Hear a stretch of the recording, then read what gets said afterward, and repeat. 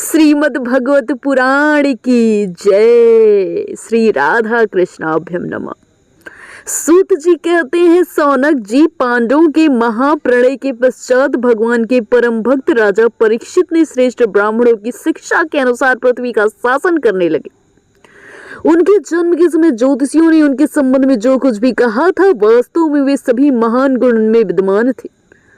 उन्होंने उत्तर की पुत्री इरावती से विवाह किया। उससे उन्होंने जन्मेजय आदि 4 पुत्र उत्पन्न किए तथा कृपाचार्य को आचार्य बनाकर उन्होंने गंगा तट पर 3 अश्वमेघ यज्ञ किए, जिसमें ब्राह्मणों को पुष्कल दक्षिणा दी गई।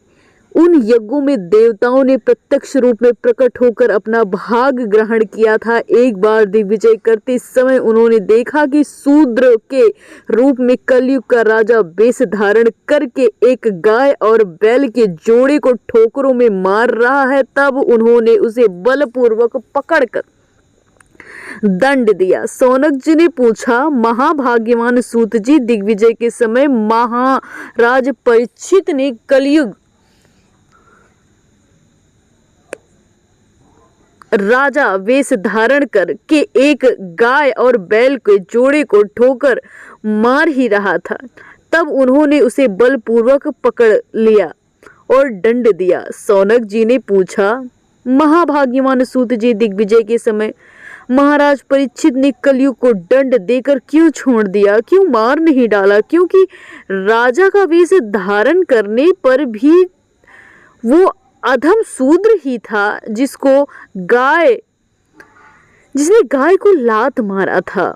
यदि ये प्रसंग भगवान श्री कृष्ण की लीला से अथवा उनके चरण कमलों के मकरंद रस का पान करने वाले रसिक महानुभाव से संबंध रखता हो तो अवश्य कहिए। दूसरी व्यर्थ बातों से क्या लाभ, उनमें तो आयु व्यर्थ नष्ट होती है। प्यारे सूत जी, जो लोग चाहते हैं मोक्ष परंतु अल्पायु होने के कारण मृत्यु से ग्रस्त हो जाते हैं, उनके कल्याण के लिए भगवान यम का आह्वान करके उन्हें शांति कर्म में नियुक्त कर दिया गया है। जब तक यमराज यहाँ इस कर्म में नियुक्त है, तब तक किसी की मृत्यु नहीं होगी। मृत्यु से ग्रस्त मनुष्य लोक के जीव भी भगवान की सुधा तुल्य लीला कथा का पान कर सकेंगे। इसलिए महर्षियों ने भगवान यम को यहाँ बुलाया है। एक तो थोड़ी आयु, दूसरे कम समझ। ऐसी अवस्था में संसार के मान भाग्य विषयी पुरुषों की आयु व्यर्थ ही बीती जा रही है। नींद में रात और व्यर्थ में काम के लिए दिन। सूत जी ने कहा, जिस समय राजा परीक्षित कुरुजंगल देश में सम्राट के रूप में निवास कर रहे थे, उस समय उन्होंने सुना कि मेरी सेना द्वारा सुरक्षित साम्राज्य में कलयुग का प्रवेश हो गया है। इस समाचार से उन्हें दुखित होना पड़ा, परंतु ये सोच कर कि युद्ध करने का अवसर हाथ लगा है, वे उतने दुखी नहीं हुए। इसके बाद युद्धवीर परीक्षित ने धनुष हाथ में लिया। वे श्याम वर्ण के घोड़े से जुते हुए सिंह की ध्वजा वाले सुसज्जित रथ पर सवार होकर दिग्विजय करने के लिए नगर से बाहर निकले। उस समय रथ, हाथी, घोड़े, पैदल सेना उनके साथ साथ चल रही थी। उन्होंने भद्राक्ष, केतुमाल, भारत, उत्तर कुरु और किम पुरुष आदि सभी वर्षों को जीतकर वहां के राजाओं से भेंट ली। उन्हें उन देशों में सर्वत्र अपने पूर्वज महात्माओं का सुयश सुनाने को मिला। उस यशोगान से पद पद पर भगवान श्री कृष्ण की महिमा प्रकट होती थी। इसके साथ ही उन्हें ये सुनने को मिलता था कि श्री कृष्ण अश्वत्थामा ब्रह्मास्त्र की ज्वाला से किसी प्रकार उनकी रक्षा की गई थी। यदुवंशी और पांडव में परस्पर कितना प्रेम था तथा पांडवों की भगवान श्री कृष्ण में कितनी भक्ति थी। जो लोग उन्हें ये चरित्र सुनाते, उन पर महामना राजा परीक्षित बहुत प्रसन्न हो उठते। उनके नेत्र प्रेम से खिल जाते। वे बड़ी उदारता से उन्हें बहुमूल्य वस्त्र, आभूषण, मणि के समान हार उपहार में दे देते। वे सुनते कि भगवान श्री कृष्ण ने प्रेमवश होकर पांडवों के सारथी तक का काम किया, उनके सभासद बने, यहाँ तक कि उनके मन के अनुसार काम करके उनकी सेवा की। उनके सखा तो रहे ही दूध भी बने। वे रात को शस्त्र ग्रहण करके वीरासन बैठ जाते और शिविर का पहरा देते, उनके पीछे पीछे चलते, स्तुति करते तथा प्रणाम करते। इतना ही नहीं, अपने प्रेमी पांडव के चरणों में उन्होंने सारे जगत को झुका दिया। तब राजा परीक्षित की भक्ति भगवान श्री कृष्ण के चरण कमलों में और भी बढ़ गई। इस प्रकार वे दिन दिन पांडवों के आचरण का अनुसरण करते हुए दिग्विजय कर रहे थे।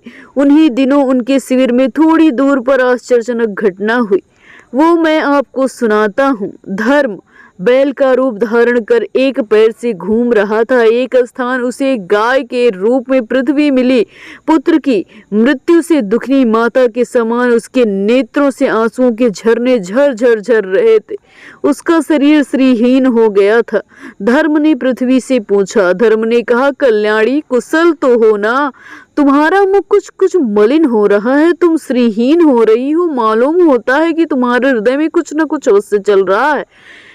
क्या तुम्हारा कोई संबंधी दूर देश चला गया है जिसके लिए तुम इतनी चिंता कर रही हो? कहीं तुम मेरी चिंता तो नहीं कर रही हो कि मैं इसके 3 पैर जो टूट चुके हैं, एक पैर कहाँ गया है? संभव है तुम अपने लिए शोक कर रही हो कि अब शूद्र तुम्हारे ऊपर शासन करेंगे। तुम इन देवताओं के लिए भी जाती हो, जीती हो। अकाल एवं दुर्भिक्षी जो पीड़ित हैं, उनके लिए भी तुम ही हो। देवी, क्या तुम राक्षस सरीखे मनुष्य द्वारा सताई हुई आरक्षित स्त्रियां एवं अबला के लिए शोक कर रही हो? संभव है विद्या अब कुकर्मी ब्राह्मणों के चंगुल में पड़ गई है और ब्राह्मण विद्रोहियों की सेवा करने लगे हैं और इसी का तुम्हें दुख हो गया है। आज के नाम मात्र के राजा तो 16 आने कलयुगी हो गए हैं। उन्होंने बड़े बड़े देश को उजाड़ दिया है। क्या तुम उन राजाओं या देशों का शोक कर रही हो? आज की जनता खानपान, वस्त्र, स्नान, स्त्री सहवास आदि में शास्त्रीय नियमों का पालन न कर स्वेच्छाचार कर रही है। क्या इससे तुम दुखी हो? माँ पृथ्वी, अब समझ में आया। हो न हो तुम्हें भगवान कृष्ण की याद आ रही होगी, क्योंकि उन्होंने तुम्हारा भार उतारने के लिए उतार लिया था। ऐसी लीला की थी जो मोक्ष का भी अवलंबन करती है। अब उन लीला का संवरण मोक्ष का वक्त आ गया है। उनके परित्याग से तुम दुखी हो रही हो। तुम तो धन रत्नों की खान हो। तुम अपने क्लेशों का कारण मत बनो जिससे तुम इतनी दुर्बल होती जा रही हो। मुझे बतलाओ, मालूम होता है बड़े बड़े बलवानों को भी हरा देने वाले काल ने देवताओं के द्वारा वंदनीय तुम्हारे सौभाग्य को छीन लिया है।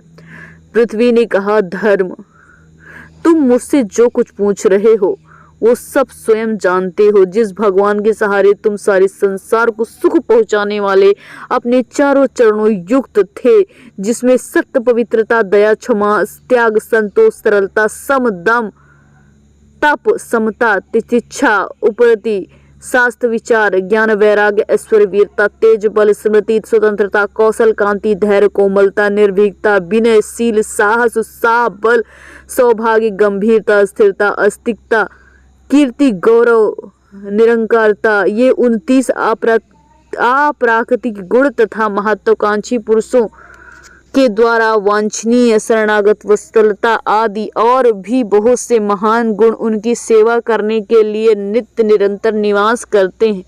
एक क्षण के लिए उनसे अलग नहीं होते।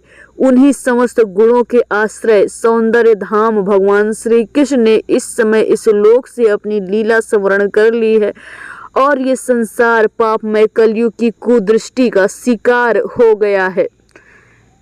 यही देखकर मुझे बड़ा शोक हो रहा है। अपने लिए देवताओं में श्रेष्ठ, तुम्हारे लिए देवता, पितर, ऋषि, साधु, समस्त वर्णों तथा आश्रमों के मनुष्यों के लिए शोकग्रस्त हो रही हूँ, जिनका कृपा कटाक्ष प्राप्त करने के लिए ब्रह्मा आदि देवता भगवान के शरणागत होकर बहुत दिनों तक तपस्या करते रहते हैं। वहीं लक्ष्मी जी अपने निवास स्थान कमल वन का परित्याग करके बड़े प्रेम से जिनके चरणों में सुभग छत्र छाया सेवन करती हैं, उन्हीं भगवान के कमल, वज्र अंकुश ध्वजा आदि चिन्हों से युक्त श्री चरणों में विभूषित होने के कारण मुझे महान वैभव प्राप्त हुआ था और मेरे तीनों लोकों से शोभा बढ़ गई थी। परंतु मेरे सौभाग्य का अब अंत हो चुका है। भगवान ने मुझे अभागिनी को छोड़ दिया है। मालूम होता है कि मुझे अपने सौभाग्य पर गर्व हो गया था, इसीलिए उन्होंने मुझे ये दंड दिया। मेरा अहंकार चूर चूर हो गया। तुम अपने 3 चरणों के कारण को जानते हो, अगर जानते हो तो क्यों मन ही मन कुढ़ रहे हो। अतः अपने पुरुषार्थ से तुम्हें अपने ही अंदर पुनः सब अंगों में पूर्ण एवं स्वस्थ कर देने के लिए वे अत्यंत रमणीय श्याम सुंदर विग्रह से यदुवंश में प्रकट हुए और मेरे बड़े भाई भार को, जो असुरवंशी राजाओं की सैकड़ों अछोहड़ी सेना के रूप में था, नष्ट कर डाला, क्योंकि वे परम स्वतंत्र थे, जिन्होंने अपनी प्रेम भरी चितवन, मनोहर मुस्कान, मीठी मीठी बातों से सत्यभामा और मधुमयी मनिनियों के मन के साथ धीरज को भी छीन लिया, और जिनके चरण कमलों के स्पर्श से निरंतर आनंद से पुलकित होती रहती हूँ, उन पुरुषोत्तम भगवान श्री कृष्ण का विरह कौन ही सह सकता है। धर्म और पृथ्वी इस प्रकार आपस में बातचीत कर ही रहे थे कि उसी समय राजश्री परीक्षित पूर्ववाहिनी सरस्वती के तट पर आ पहुंचे। बोलो वृंदावन बिहारी लाल की जय। विष्णु अवतार श्री कृष्ण की जय। ओम नमो भगवते वासुदेवाय। कृष्णाय गोविंदाय हरे परमात्मने प्रणता क्लेशनाशाय गोविंदाय नमो नमः।